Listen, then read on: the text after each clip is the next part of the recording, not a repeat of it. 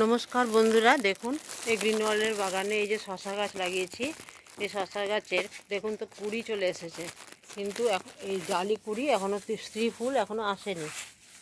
এই যে স্ত্রী ফুল এখনও আসেনি, স্ত্রী ফুল আসেনি। সেক্ষেত্রে আমাদের কি করণীয় সেটা একটু দেখাবো, আর স্ত্রী ফুল কীভাবে আসবে তারও ব্যবস্থা করব। আর তার আগে এই যে এই পাত্রটাতে লাগিয়েছি, এই পাত্রটাতে আমাকে আর একটু মাটি দিতে হবে। গাছটা তো একটু বড়ো হয়েছে, এছাড়া দুটো না তিনটে গাছ আছে এখানে। তো এই জায়গাতে আমাকে এই যে সবজির খোসাগুলো প্লাস্টিকের মধ্যে ছিল, সেই সবজির খোসাগুলো আমি একটু চাড়িয়ে দেব।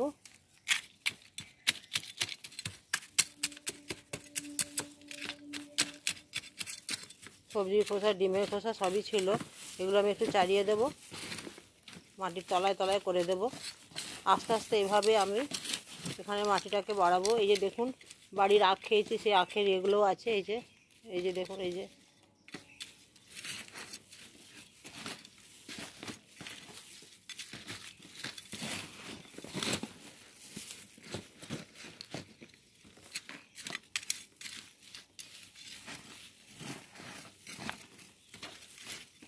এগুলো মাটির সাথে এগুলো মিশিয়ে দেবো। এগুলো একটা প্লাস্টিকের মধ্যে, এই যে এর মধ্যে করে ছিল, এগুলো পচে গেছে।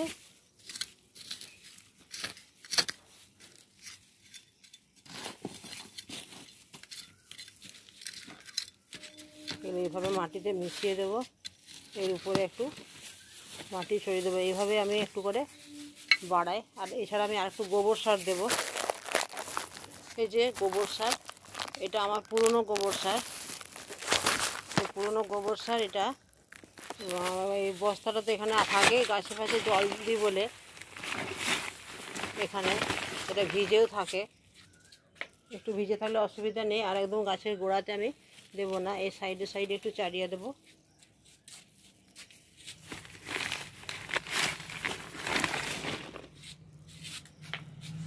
আর খুব বেশি আমি একবারে দেবও না।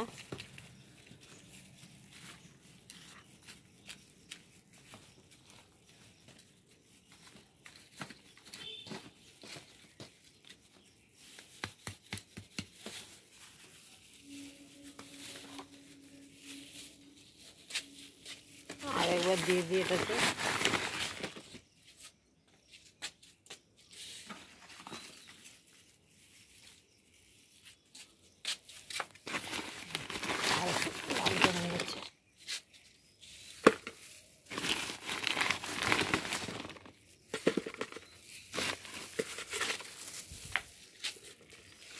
এইভাবে আমি একটু একটু করে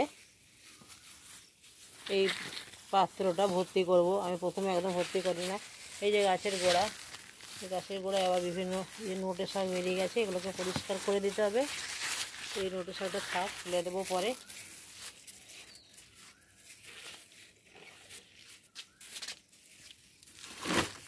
দেখুন এই নোটের শাকগুলো না তুলে দিলে গোড়া থেকে অপরিষ্কার থাকলে, আর এছাড়া গাছের খাবারটা ওরাও খেয়ে নেবে। এই যে এই একটা শাক বেরিয়েছে, তবে এটা আমি কিছুদিন পরে তুলে দেব। এই যে একটু একটু পোকা হলে সেই পাতাটা যদি তুলে ফেলে দিই, তাহলে পোকা আর লাগে না, পোকাটা সহজে লাগে না। দেখুন এইভাবে আমি কিন্তু এই পাত্রটা ভর্তি করে দেব। আমার আরেকটা জায়গায় শশা আছে, দেখি। এই যে দেখুন আরেকটা জায়গায় লাগিয়েছি, এখানেও পুরুষ ফুল এসছে, কিন্তু স্ত্রী ফুল আসেনি। স্ত্রী ফুল আসেনি। আমি এখানেও আগে প্রথমে একটু মাটিটা, এই দেখুন গামলার কোথায় মাটি, একদম তলাতে মাটি। আস্তে আস্তে গাছও বড় হবে আমার, মাটিও বাড়বে। মাটি মানে এই যে জৈব যেগুলো, এই যে দেখুন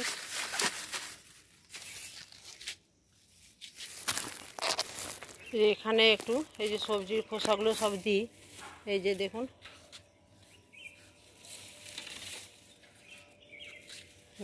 এই যে এগুলো এখানে, এই যে জলটা ভালো পাস হয়নি বলে জল জলই রয়ে গেছে, আমি এখান থেকেও একটু তুলে দেব। এখান থেকে একটু তুলে এমন করে দেবো যাতে গাছের গোড়াটাতে না লাগে, একটু সাইডে সাইডে থাকে। অল্প একটু দেব।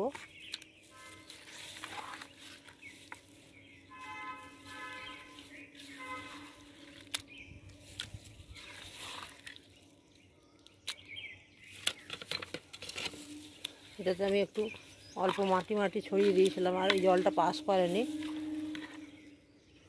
জলটা পাস ভালো করেনি, তলায় ভালো জলটা আসেনি এটা। যাই হোক, অল্প আমি একটু দেবো।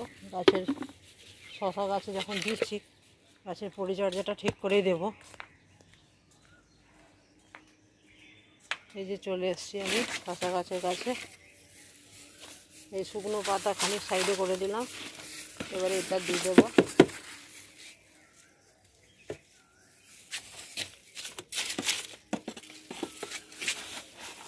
এখানেও গোড়াটা একটু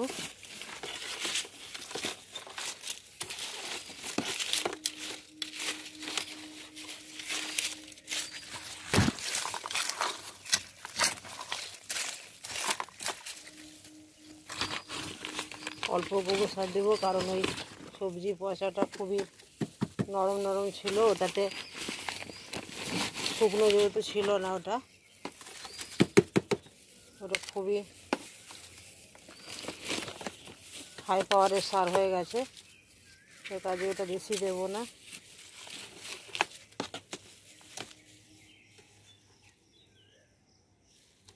এই যে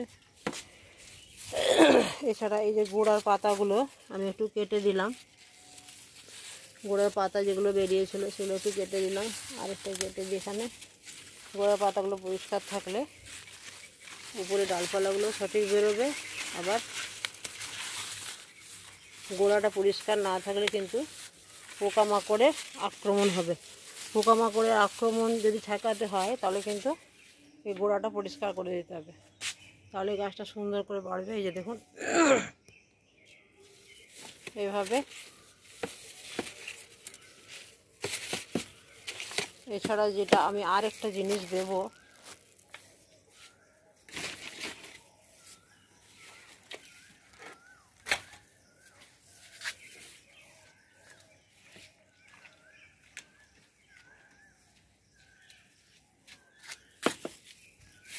এই যে দেখুন কলার খোসা ভিজানো জল এটা।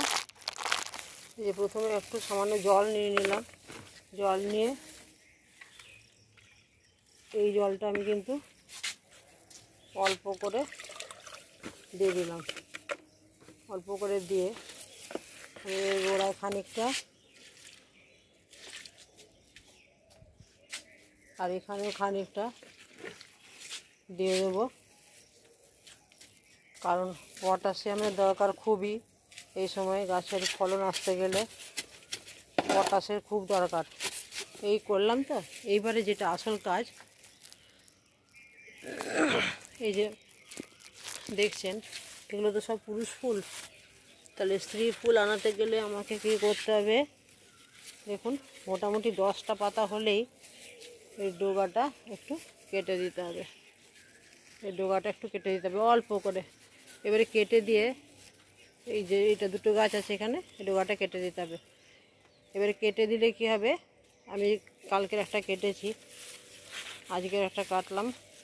কেটে দিলে কী হবে, এই যে এই দিক থেকে ব্রাঞ্চ বেরোবে যেগুলো, সেই ব্রাঞ্চে কিন্তু গোড়ার থেকে পাতার গোড়া থেকে যে ব্রাঞ্চগুলো বেরোবে, উপরের ডোগার একটু কেটে দিলে যে ব্রাঞ্চগুলো বেরোবে তাতে কিন্তু এবারে স্ত্রী ফুল আসবে।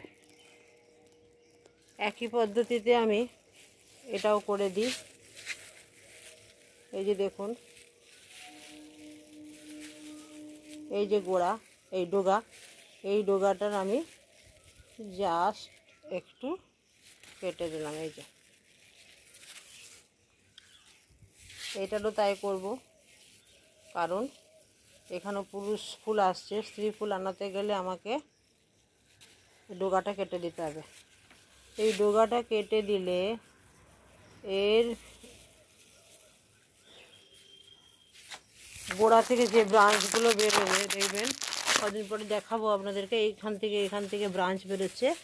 যে ব্রাঞ্চগুলো বেরোবে, এই যে দেখেছেন পুরুষ ফুলে ভর্তি, এই যে এখান থেকে ব্রাঞ্চ বেরোবে, সেই ব্রাঞ্চ থেকে কিন্তু আবার স্ত্রী ফুল আসবে।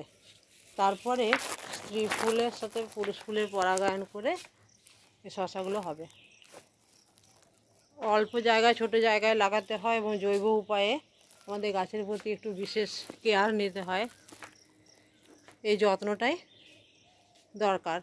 যত্ন মানে একদম ঘরোয়া উপায়ে, একদম সহজভাবে, জৈবভাবে, যেভাবে মানে করাটা করলে বাড়ির কোনো রকম প্রেশার আসবে না। দেখুন এতে বাইরের কোনো খরচা নেই। এই যে জৈব উপায়ে করলাম, একটু মাটি গোবর সার দিয়ে গাছটা লাগিয়েছিলাম। আর এই যে সবজির খোসাগুলো দেখতেই পাচ্ছেন, এখানে তো দেখালাম যে সবজির খোসা, ঠিক আছে। একটু কলার খোসা ভেজানো জল দিলাম, যেহেতু ফুলটা আসছে এবং এটার থেকে ব্রাঞ্চ বেরোবে আর সেই ব্রাঞ্চে কিন্তু স্ত্রী ফুল আসবে। তাহলে আর এছাড়া এখানেও দেখুন মাটি বেশি ইয়েটা অল্প আছে, অল্প থাকাতে আস্তে আস্তে আমাকে এই জায়গাটা ভর্তি করতে হবে, কারণ দুটো শশা গাছ আছে, ওখানেও আমার দুটো আছে।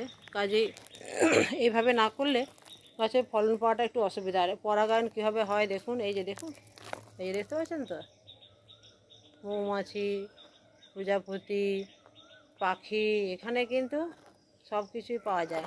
এই যে দেখুন,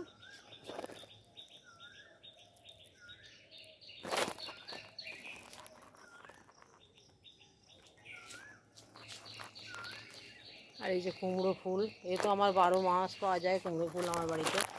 এই যে দেখুন,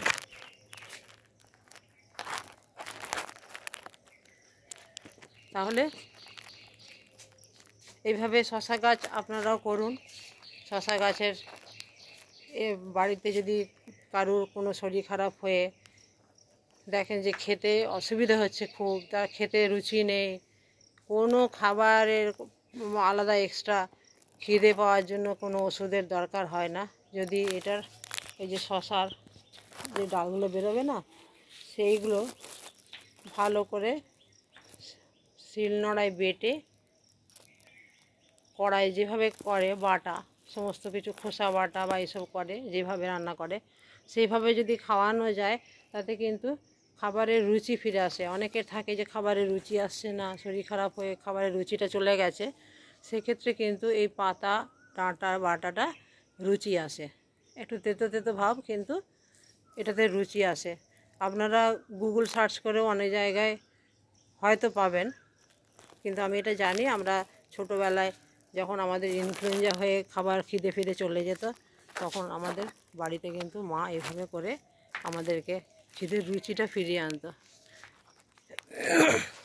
আপনারা এভাবে করুন গাছ, কত সহজভাবে দেখছেন তো, খুব সহজভাবে গাছ করা। এভাবে করুন, তবে এই গরমে ছাদে খুব রোদ্দুর হওয়ার আগেই সকাল সকাল ছাদে এসে ছাদের কাজকর্মগুলো সেরে নিচে চলে যাওয়াই ভালো। এই প্রচণ্ড গরম, তাপমাত্রা প্রচণ্ড দিন দিন বেড়ে যাচ্ছে। এছাড়া ছাদে যদি গাছপালা কিছুটা থাকে, দেখবেন নিচের তলায় একটু আরাম হয়, অনেকটা তাপটার থেকে রক্ষা পাওয়া যায়। কারণ আমি নিজে দেখেছি, আমার ছাদে গাছ এত ছিল না, নিচে কিছু গাছ ছিল, কিন্তু ছাদে গাছ করার পর নিচের তলাও খুবই ঠান্ডা হয়েছে। তবে ছাদে গাছপালা করবেন, ছাদটাকেও পরিষ্কার রাখবেন। আমার চ্যানেলে যারা নতুন, অবশ্যই সাবস্ক্রাইব করবেন, পাশে থাকবেন, আর কমেন্টে জানাবেন আমার বাগানের গাছগুলো কেমন লাগছে, গ্রিন ওয়ালের বাগানের শশা গাছ কেমন লাগলো কমেন্টে জানাবেন। ভালো থাকবেন, আজ রাখি, দেখা হবে আবার পরের ভিডিওতে।